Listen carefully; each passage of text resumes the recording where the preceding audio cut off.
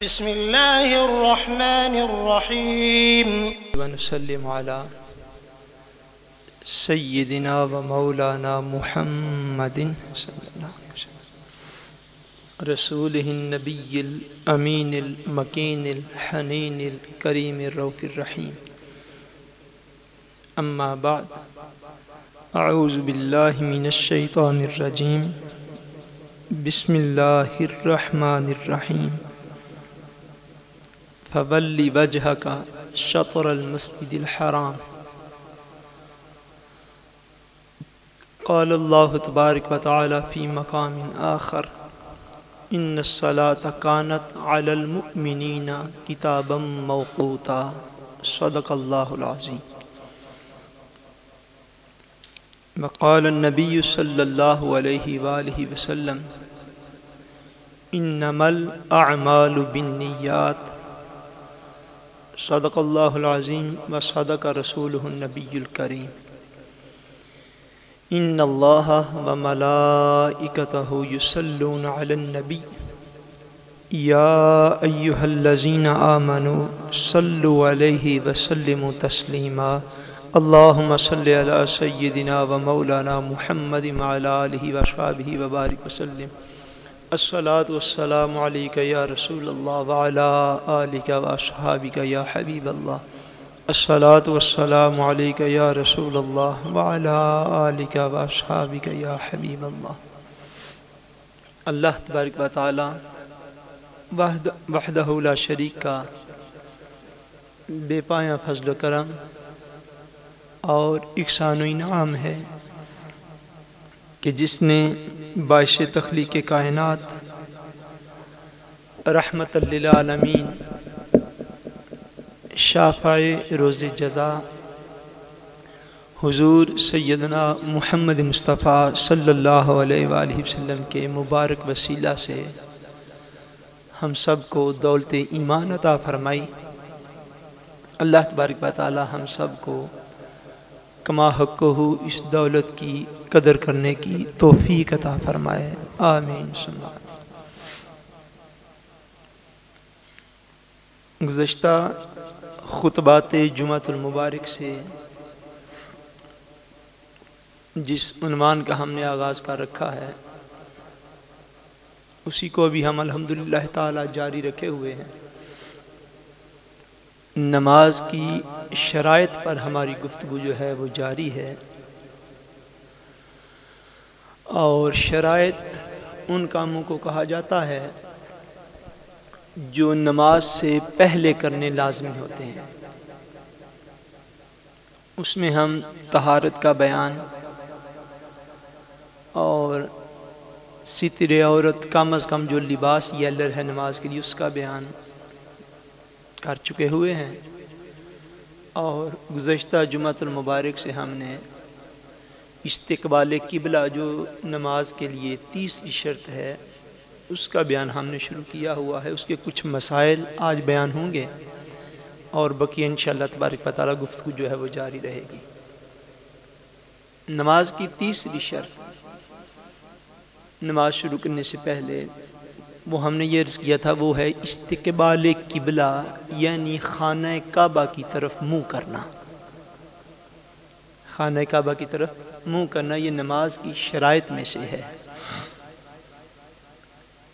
خانہ کعبہ مسلمانوں کا قبلہ ہے جس طرف منہ کر کے نماز ادا کی جاتی ہے۔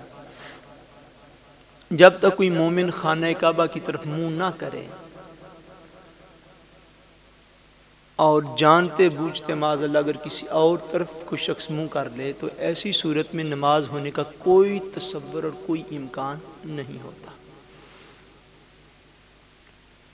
اس سلسلہ میں لاسٹ ٹائم ہم نے یہ عرض کیا تھا کہ خانہ کعبہ جو ہے وہ مسلمانوں کے لیے توجہ عبادت ہے،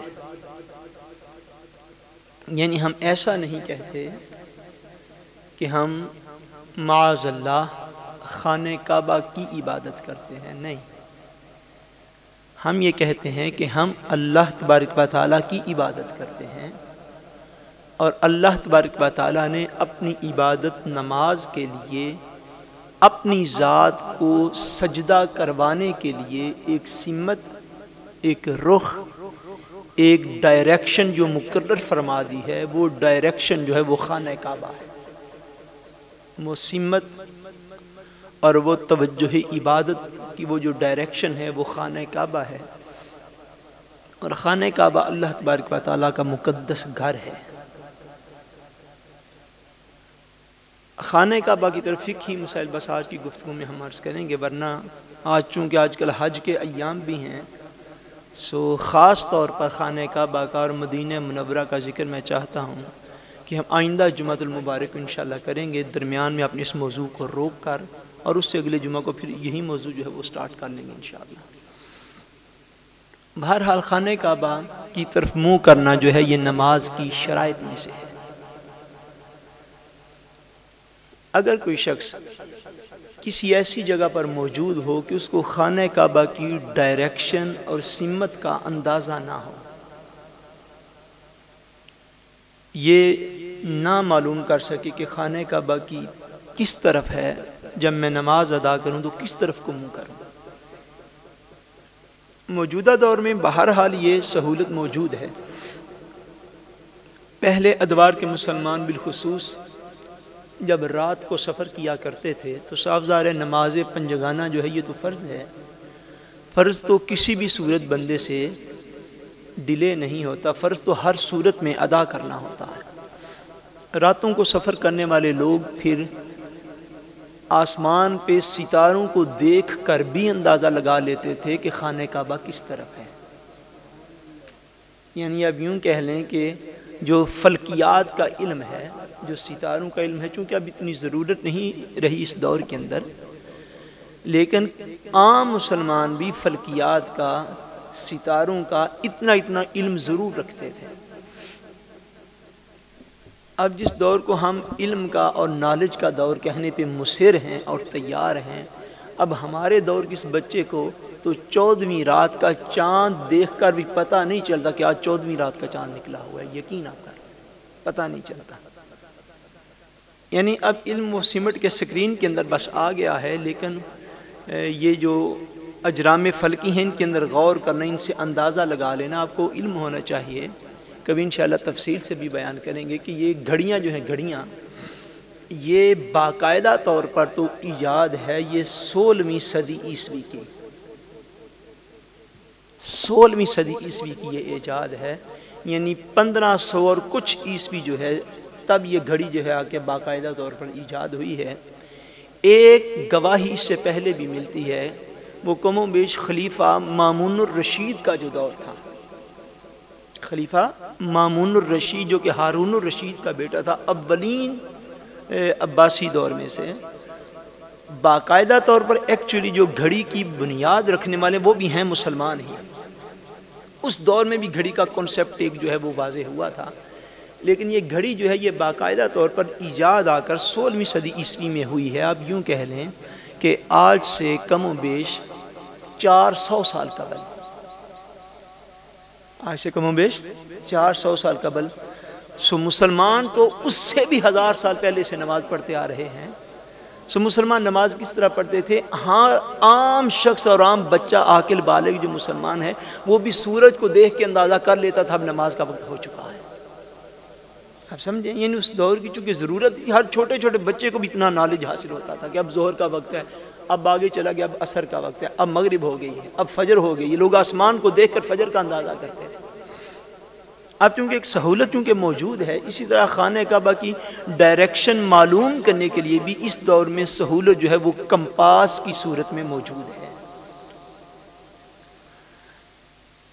اگر مسلمان کسی ایسی جگہ پر موجود ہو، کسی ایسی جگہ پر جہاں پر وہ خانہ کعبہ کو معلوم نہ کر سکے کہ خانہ کعبہ کس سمت میں ہے، تو سب سے پہلے ہمیں جس چیز کا کیئر کرنا ہے وہ یہ ہے کہ ہمیں چاہیے کہ ہم کمپاس کو زیادہ سے زیادہ استعمال میں لائیں، کیونکہ اس سے آپ کو بعینہ ہی اب ڈائریکشن کا اندازہ ہو سکتا ہے کہ خانہ کعبہ کس سمت میں ہے۔ جو کمپاس آج کل ملتے ہیں مکہ معظمہ سے، جو جائے نماز ہوتے ہیں ان کے اندر بھی فکس ہوتے ہیں، ویسے بھی مل جاتے ہیں مدینہ منورہ سے، مکہ معظمہ سے، دیگر جگہوں سے مل جاتے ہیں۔ کمپاس کے ساتھ انہوں نے ایک ڈائریکٹری جو ہے وہ بھی دی ہوتی ہے کہ اس کمپاس میں جب وہ جو سوئی جو ہے اس کی ڈائریکشن اس ڈگری پر ہو تو اس کا مطلب ہے کہ یہ اب خانہ کعبہ کی طرف ہے۔ اس دور میں سہولیات جو ہیں وہ پہلے سے میں سمجھتا ہوں کافی زیادہ ہیں، اگر ہم اس کو اچھی طریقے سے استعمال کر سکیں۔ اگر کوئی صورتحال ایسی موجود ہے کہ بندہ کمپاس بھی اپنے پاس نہیں رکھتا اور نماز بھی اس نے ادا کرنی ہے، مسجد مرکز بھی پاس کوئی نہیں اور فرض بھی جا رہا ہے، فرض کو چھوڑنے کی تو چونکہ اجازت نہیں، نماز تو ہر حال میں پڑھنی ہے۔ اب چونکہ نماز ہر حال میں پڑھنی ہے تو نماز سے پہلے شرط کے طور پر استقبال قبلہ جو ہے اس کی شرائط میں سے ہے کہ خانہ کعبہ کی طرف منہ کرے گا تو نماز ہوگی، ادروائز نماز نہیں ہوگی۔ اب وہ کسی ایسے مقام پر ہے کہ باقی ساری شرائط اس نے پوری کی ہوئی ہیں، اس کا وضو بھی ہے، اس کے کپڑے بھی صاف ہیں، جس جگہ پر نماز ادا کرنا چاہتا ہے وہ بھی پاک و صاف ہے، ہر چیز کلیئر ہے، لیکن استقبال قبلہ کا اس کو علم نہیں ہے کہ خانہ کعبہ کی طرف وہ کیسے منہ کرے۔ اس کے لیے شرعی طور پر مسئلہ یہ ہے کہ مسلمان اپنی پوری جتنی بھی اس کے پاس نالج ہے، جتنا بھی اس کے پاس علم ہے، خانہ کعبہ کی سمت کو متعین کرنے کا، خانہ کعبہ کی سمت کو دیکھنے کا جتنا بھی اس کے پاس نالج ہے وہ اپنے تمام تر نالج اور غور و فکر کو استعمال کرے، اپنی ساری صلاحیتیں، یوں نہیں کہ چلو جدھر منہ کیا ادھر ہی ٹھیک ہے، نہیں، یہ لازمی شرائط میں سے ہے کہ نماز سے پہلے اپنی ساری صلاحیتیں استعمال کریں۔ اب ساری صلاحیتوں سے مراد وہ توجہ سے سمجھ لیں، ان بیٹوں سے بیٹا آپ ادھر میرے سامنے آ جاؤ، آپ تینوں ادھر سامنے آ جاؤ، سامنے آ کے ادھر بیٹھو، شاباش، ادھر سامنے آ کے بیٹھو۔ اب نماز جب آپ نے ادا کرنی ہے، نماز ادا کرتے وقت میں عرض کر رہا ہوں، جب آپ غور و فکر کریں گے خانہ کعبہ کو دیکھنے کے لیے، اس کو فقہی اعتبار سے کہا جاتا ہے تحری کرنا۔ اس کا مطلب یہ ہے کہ خوب غور و فکر کرنا، خوب سوچنا، خوب سمجھنا، اپنے تمام تر نالج کو استعمال کرنا کہ خانہ کعبہ کس سمت ہو سکتا ہے، میں اس طرف منہ کر کے نماز ادا کروں۔ اب ناروے کے اندر ایک عام، میں آپ کو اس کی سہولت کے لیے ایک عام اندازہ جو ہے وہ بھی بتا دیتا ہوں، وہ یہ کہ جس مقام پر ہم رہتے ہیں ناروے جو ہے، یہاں سے خانہ کعبہ جو ہے یہ مشرق کی سمت پڑتا ہے۔ کس سمت میں ہوتا ہے؟ بولیے، ایسٹ، مشرق۔ مشرق کی سمت میں مکہ معظمہ جو ہے وہ یہاں سے پڑتا ہے۔ جب ہم پاکستان میں ہوتے ہیں تو مکہ معظمہ پاکستان سے مغرب کی سمت میں پڑتا ہے، پاکستان سے مغرب کی سمت میں پڑتا ہے، ویسٹ کی سمت میں۔ اب یہاں سے چونکہ مکہ معظمہ ایسٹ اور مشرق کی سمت میں پڑتا ہے، یعنی پاکستان میں ہم منہ کرتے ہیں جس طرف سورج غروب ہوتا ہے، جس طرف سورج غروب ہوتا ہے، اور ناروے میں ہم خانہ کعبہ کی طرف سجدہ کرنے کے لیے اس طرف منہ کرتے ہیں جدھر سے سورج طلوع ہوتا ہے، یعنی ڈائریکشن یہ ہیلڈ متصد ڈائریکشن جو ہے وہ ہو جاتی ہے کہ پاکستان میں ہم اس طرف سجدہ کرتے ہیں کہ جس طرف سورج غروب ہوتا ہے، اور یہاں پر ہم اس طرف سجدہ کرتے ہیں جس طرف سورج طلوع ہوتا ہے۔ اگر کسی شخص کو ایسا امکان اور ایسی سہولت میسر نہ ہو کہ وہ خانہ کعبہ کا اندازہ کر سکے، وہ اتنا اندازہ کر لے کہ جس طرف سے سورج طلوع ہو رہا ہو، یہ ایک اندازہ ہے یہاں پر۔ اگر بندہ کسی ایسی جگہ پر ہے کہ جہاں پہ خانہ کعبہ کا درست ڈائریکشن اور سمت اس کو میسر نہیں ہے، اس کو علم نہیں ہے اس کا ہو رہا، تو اتنا ایک موٹا سا اندازہ کر لے کہ جس طرف سے سورج طلوع ہو رہا ہے اس طرف جو ہے وہ خانہ مقدسہ ہے یہاں ناروے سے۔ نماز شروع کرنے سے پہلے استقبال قبلہ چونکہ شرائط میں سے ہے، اگر بندہ کسی ایسی جگہ پر ہے کہ خانہ کعبہ کو صحیح طور پر معلوم نہیں کر سکتا تو اپنی تمام تر نالج کو، سورسز کو استعمال کرے کہ اس طرف خانہ کعبہ ہو سکتا ہے۔ جب اس کا دل مطمئن ہو جائے کہ ہاں اسی طرف ہوگا، بغیر سوچے سمجھے اگر اس نے نماز شروع کر دی تو نماز نہیں ہوگی۔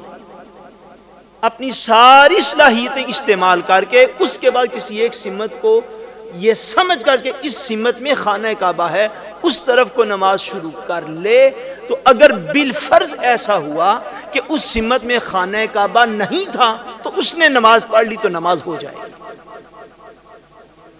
تو نماز ہو جائے گی۔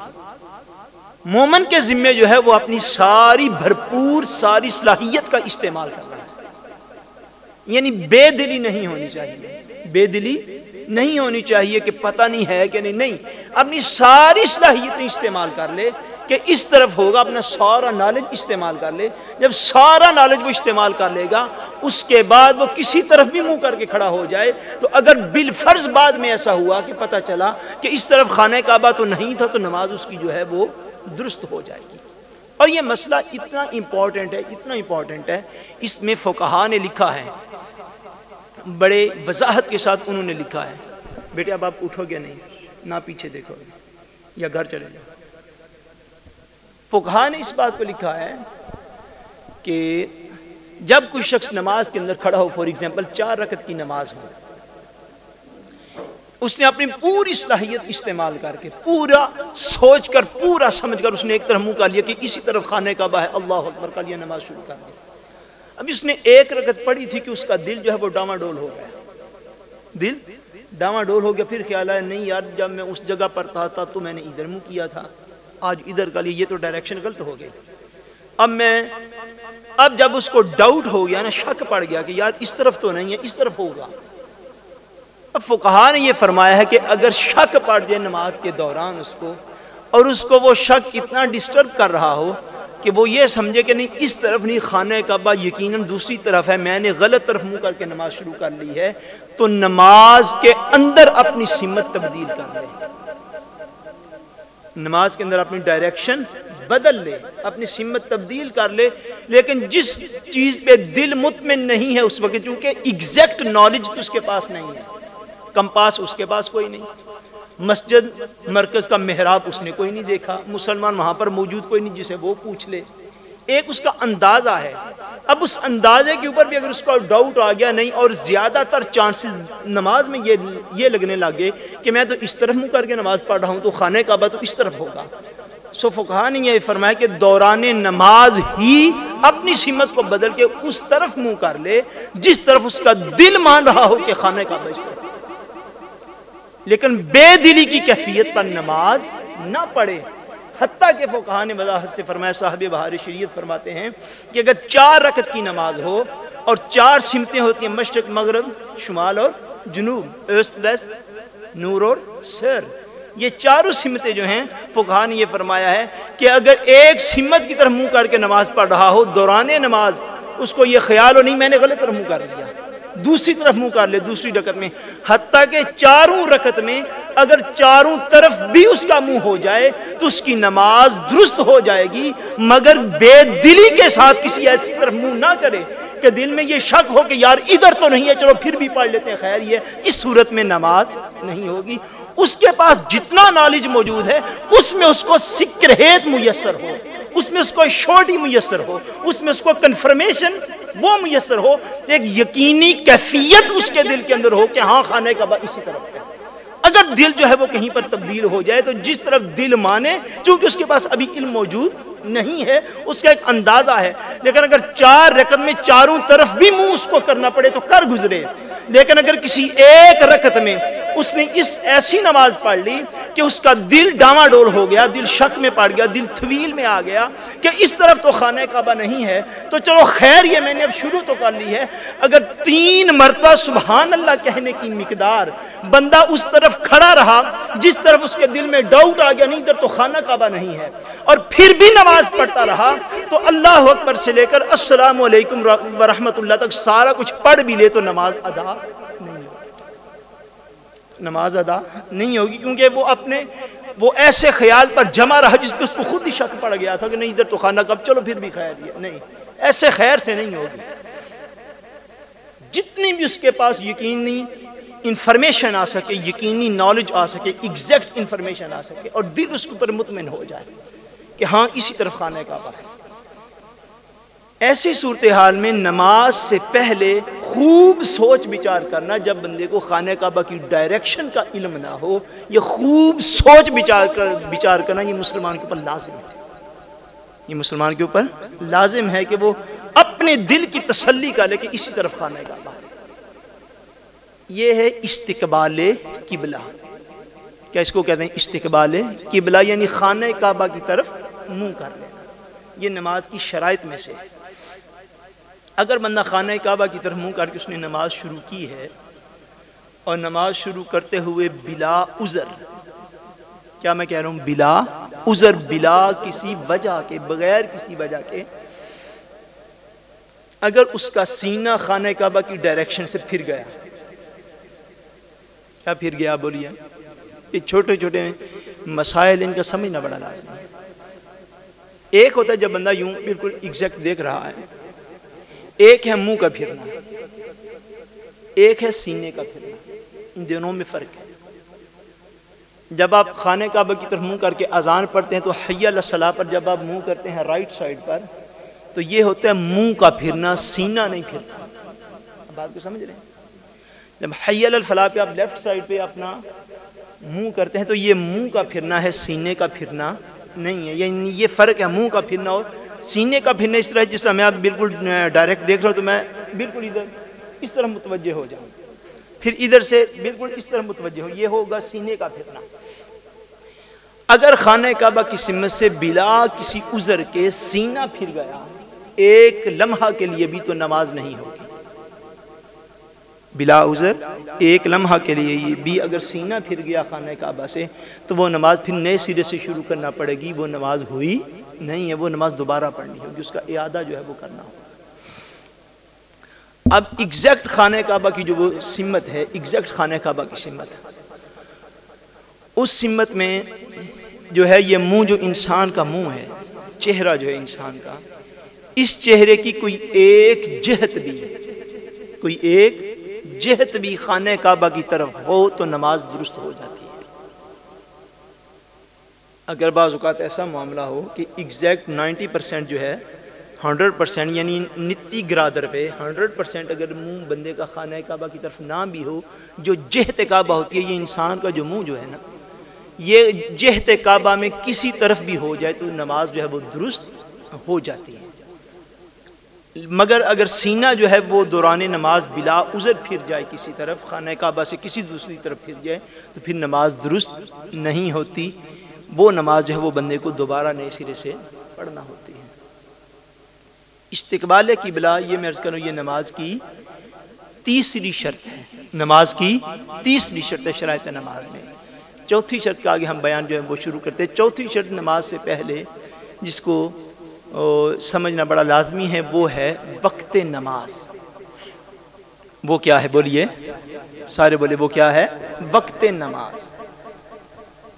یعنی نماز کے وقت کا معلوم ہونا یہ نماز کی شرائط میں سے ہے کہ جب وقت ہوگا تب وہ نماز پڑھی جائے گی. جب اس نماز کا وقت نہیں ہے تو اس وقت وہ نماز نہیں پڑھی جائے گی. اللہ تبارک و تعالیٰ نے فرمایا ان الصلاۃ کانت علی المؤمنین کتابا موقوتا. فرمایا بے شک نماز مسلمانوں پر وقت مقررہ پر فرض کی گئی ہے. نماز مسلمانوں پر وقت مقررہ پر فرض کی گئی ہے. 5 نمازیں جو فرض ہیں اسلام کے اندر، دین کے اندر جو فرض ہیں، ان 5 نمازوں کا الگ الگ وقت ہے. ایک وقت کی نماز دوسرے وقت میں ادا نہیں کی جا سکتی. ادا اگر پڑھنی ہے تو پھر اس کو اس کے وقت میں پڑھنا پڑے گا. ان نمازوں کے اوقات جو ہیں وہ بھی میں ترتیب سے عرض کرتا ہوں. سب سے پہلے آپ نماز فجر سے شروع ہو جائیں. نماز فجر کا اور ہر وقت کی ایک ابتدا اور ایک انتہا ہوتی ہے. یہ اسلام کا جو ہے یہ ایک ڈیوریشن ہے نمازوں کی. یعنی صرف نماز کا وہ وقت نہیں ہوتا جو کیلنڈر کے اوپر لکھا ہوتا ہے. ان چیزوں کا بعض اوقات اندازہ نہیں ہوتا، لیکن ایسا ہوتا ہے کہ لوگ دینی مسائل سے بڑے دور ہوتے ہیں اور چھوٹی چھوٹی باتیں جو ہیں عرض اس لیے کرنا پڑتی ہیں کہ آبزرویشن سے بندے کو ایک نیا نالج حاصل ہوتا ہے. جب لوگ مسائل پوچھتے ہیں اسے اپنا نالج اور طرح کا بندے کا بڑھتا ہے کہ لوگوں کا اندازہ ہوتا ہے کہ لوگ کس لیول پر کھڑے ہیں. یہ وضاحت سے سمجھنے کہ جو کیلنڈر کے اوپر وقت لکھا ہوتا ہے، کیلنڈر کے اوپر جو وقت لکھا ہوتا ہے وہ نماز کے شروع ہونے کا وقت لکھا ہوتا ہے. نماز کے شروع ہونے کا وقت لکھا ہوتا ہے. اب یہ نہیں کہ اگر آج عصر کا وقت فور ایگزامپل 3:45 بجے شروع ہو رہا ہے تو اس کا یہ مطلب نہیں کہ 4:45 بجے عصر پڑھی نہیں جا سکتی. ایسی بعض اوقات میں نے دیکھی، ایسی بعض اوقات غلط فہمی پتہ ہے کس وقت پیدا ہوتی ہے؟ مثلا کوئی بڑا اجتماع ہو رہا ہے دینی، کوئی پروگرام ہو رہا ہے، درس قرآن پاک کی نشست ہے، 11ویں شریف ہے، عرس شریف ہے، میلاد شریف ہے، کوئی اس طرح کا دینی پروگرام ہو رہا ہے، تو اس میں جو مہمان جو وہ خطیب ہیں، وہ عالم دین ہیں، وہ خطاب کر رہے ہیں، تو اب ہمارے میں سے ہوتا یہ کہ ہمارے عام لوگ دل چاہے تو اس وقت اٹھ کے ان کو مسئلہ بتانا شروع کر دیں، او لو جی ہے تو نماز کا ٹائم ہو گیا جی۔ اس طرح کی کنڈیشنیں میں نے دیکھی ہیں، یہ ٹوٹلی جہالت کی وجہ سے ایسا ہوتا ہے۔ اول تو وہ جو ممبر رسول پہ بیٹھا ہے وہ یقیناً اس بات کو آپ سے بہتر جانتا ہے، اور دوسرا یہ کہ اگر عصر کی نماز کا وقت ہو گیا تو عصر کی نماز کا وقت تو غروب آفتاب تک موجود ہے، وہ تو بعد میں بھی ادا کی جا سکتی ہے۔ اگر عصر کی نماز کا وقت تو فور ایگزامپل میں ایک مثال دے رہا ہوں کہ کس طرح ہوا، وہ عصر کی نماز کا وقت شروع ہو گیا، کسی بندے نے درمیان میں کہہ دیا نہیں جی وہ حضرت صاحب، وہ مولانا صاحب، وہ تو نماز کا ٹائم ہو گیا۔ اب ان باتوں کو ضرور ذہن میں رکھیں کہ کیلنڈر کے اوپر جو وقت لکھے ہوتے ہیں یہ نمازوں کے جب وقت شروع ہوتا ہے وہ وقت لکھا ہوتا ہے۔ تفصیل جو ہے وہ میں اس کی عرض کر دیتا ہوں، فجر سے ہم شروع ہو جاتے ہیں تاکہ ترتیب کے ساتھ جتنا آج بیان ہو سکا آج کر لیں گے، جتنا اللہ تبارک و تعالیٰ کو منظور ہوا نیکسٹ ٹائم جو وہ انشاءاللہ ہو جائے گا۔ فجر کی نماز کا وقت میں نے عرض کیا نا آپ کو 450 سال پہلے یہ گھڑی ایجاد ہوئی ہے، اور اسلام اس سے بہت پہلے کا دین ہے۔ نمازوں کے جو شرعی طور پر وقت کو ناپنے کا طریقہ میں وہ عرض کرتا ہوں، کیلنڈر تو آپ لوگوں میں سب کے گھروں میں دستیاب ہیں، کیلنڈر اس کے اوپر مرتب کیا جاتا ہے، گھڑی کو دیکھ کر کیلنڈر مرتب نہیں ہوتے، سورج کو دیکھ کر کیلنڈر مرتب کیے جاتے ہیں۔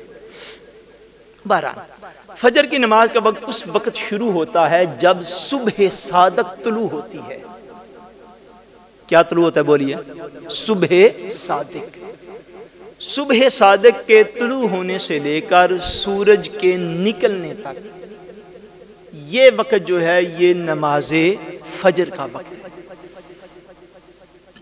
مختلف موسموں میں، مختلف ملکوں میں، مختلف ایک ہی ملک کے مختلف علاقوں میں جو بڑے ممالک ہوتے ہیں پاکستان کی طرح یا ناروے کی طرح جن کا رقبہ زیادہ ہوتا ہے، یعنی یہ بیس جو ہے وقت کی بیس یہ ملک کے ساتھ بھی ایکچولی منسلک نہیں ہے، ایک ہی ملک میں ایک ہی نماز کا وقت مختلف ہوتا ہے، جس طرح ستوانگر کا اور اوسلو کے وقت کا فرق ہے آپس میں، ستوانگر کا اور تھرمسو کے وقت کا فرق ہے، اوسلو کا اور تھرمسو کے وقت کا فرق ہے، یعنی صبح و صادق ہر شہر میں ایک وقت پہ طلوع نہیں ہوتی۔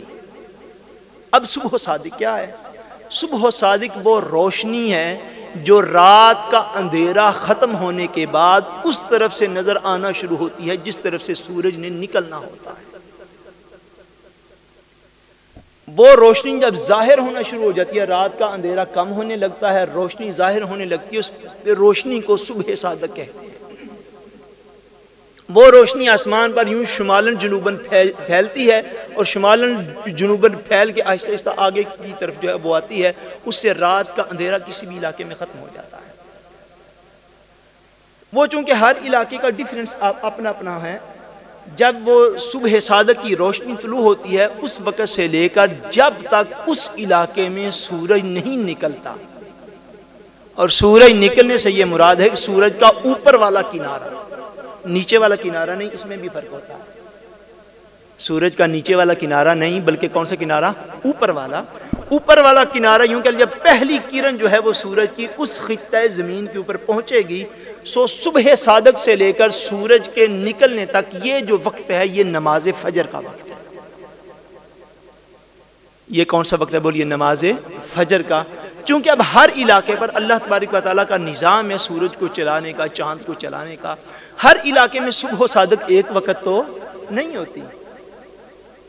اس بات کو سمجھ لیں تو شاید بہت سارے لوگوں کے مسائل حل ہو جائیں۔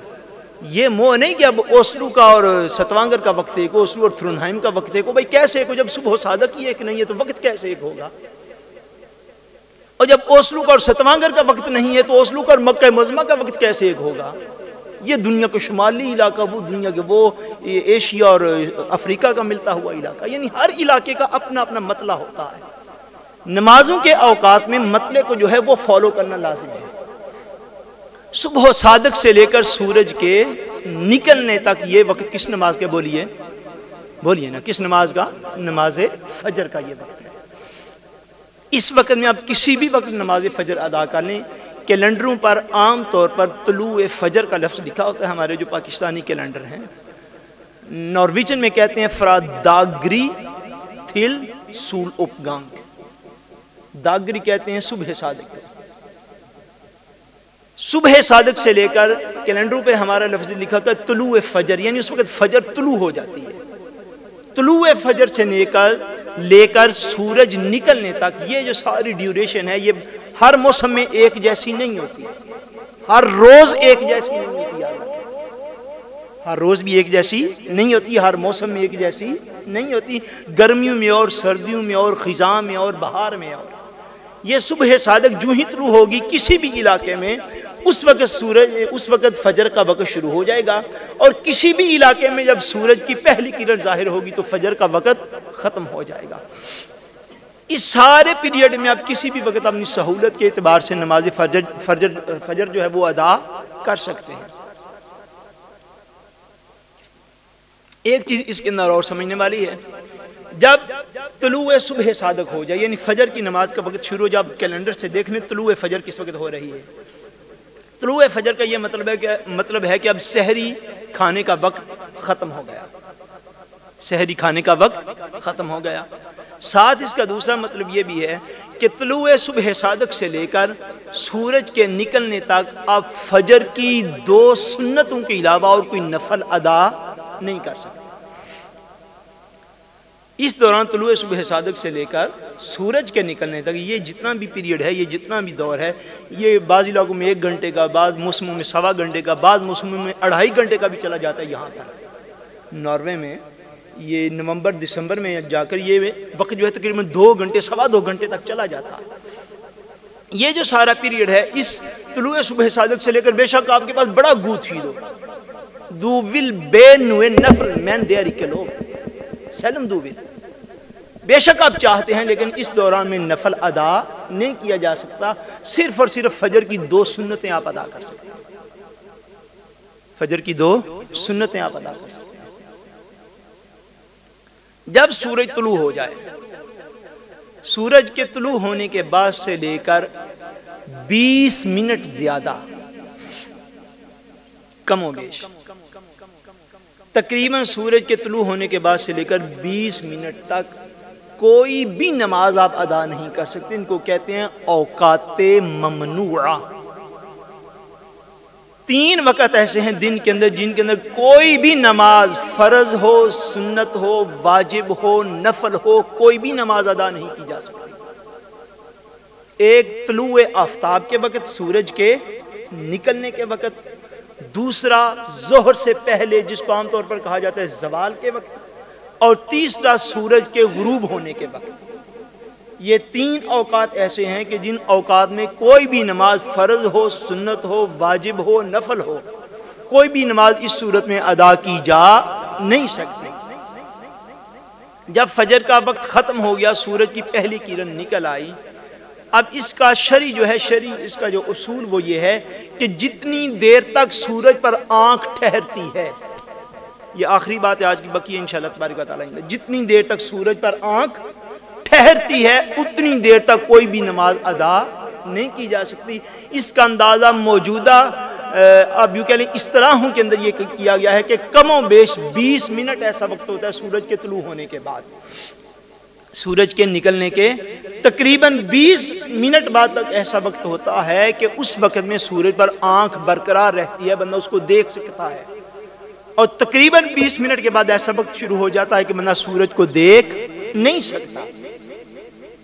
جب وہ وقت شروع ہو جائے تو اس وقت تک کوئی بھی نماز جو ہے یعنی سورج نکلنے کے 20 منٹ بعد تک نہ ادا، نہ قضا، نہ فرض، نہ واجب، کوئی بھی نماز. یہ اوقات اسلام میں اوقات ممنوعہ ہیں، یعنی مطلقاً منع کیا گیا ہے، یہ فربت ہے.